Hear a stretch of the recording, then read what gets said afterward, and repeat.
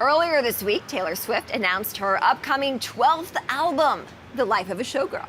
It is Swift's first album since her iconic Eras tour concluded this past December. And joining me now with more is David Schulhoff. He's the founder and CEO of the Music ETF. David, great to see you this morning. A lot of Swifties really excited with this news. Orange, baby. Orange, baby. It's all the color for Taylor Swift today. Yeah. All right, you are channeling that indeed. What do we know about this album? Look, obviously, it was a huge piece of news that she announced on the New Heights podcast with Travis and Jason Kelce. It's her 12th studio album. It's all about her experiences on the road during the Eras tour, the ups, the downs. If you look at the track listings, she has nods to Elizabeth Taylor, nods to Ophelia, who was driven to madness in Hamlet, nods to her as the eldest daughter.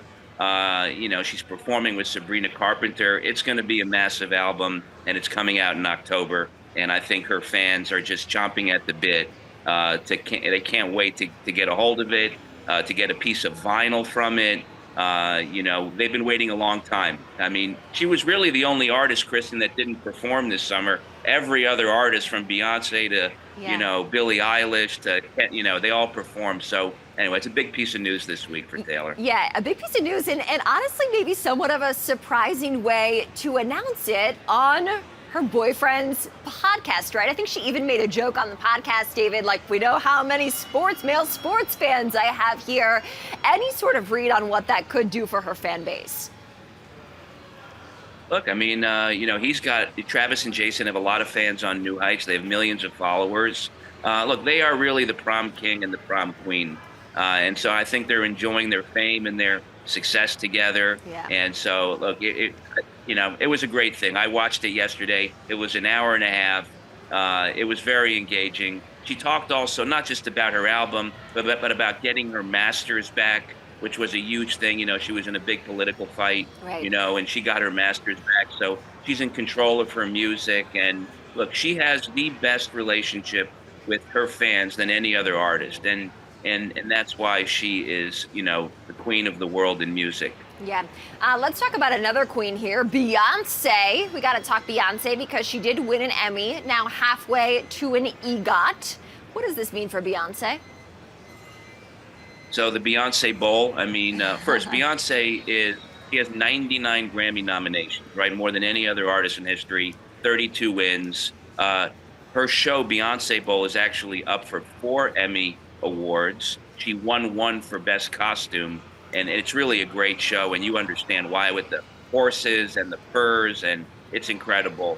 And so, look, the only thing she hasn't won yet, which I'm sure she will at some point, is an Oscar and a Tony. But Beyonce's had an incredible year. She had the most successful country music tour in country music history, the Cowboy Carter Tour. So big news for Beyonce this week, too. Yeah. I have to tell you, her costumes really, they are incredible, indeed. I do want to talk about some of these music company earnings, David, what we should be taking away from those. Of course, your music ETF does hold some of these companies. Right. So our music ETF, by the way, we're at a 52-week high. We're up almost 30% for the year. So we're outperforming a lot of the other funds right now. Look, all the companies are doing really well. Live Nation reported record earnings. They were up 20%. The stock's up almost 100% for the last 12 months. Universal Music Group, Sony, Warner Music Group, of course, Spotify, all these companies had a really good quarter.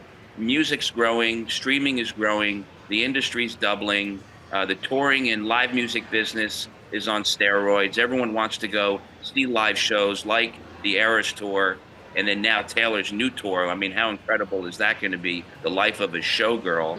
That tour is probably going to hit more records than the Eras Tour. So look, we're just capturing all the growth and all the excitement in the music industry, from content to streaming to live music. And that's why our fund is doing so well right now.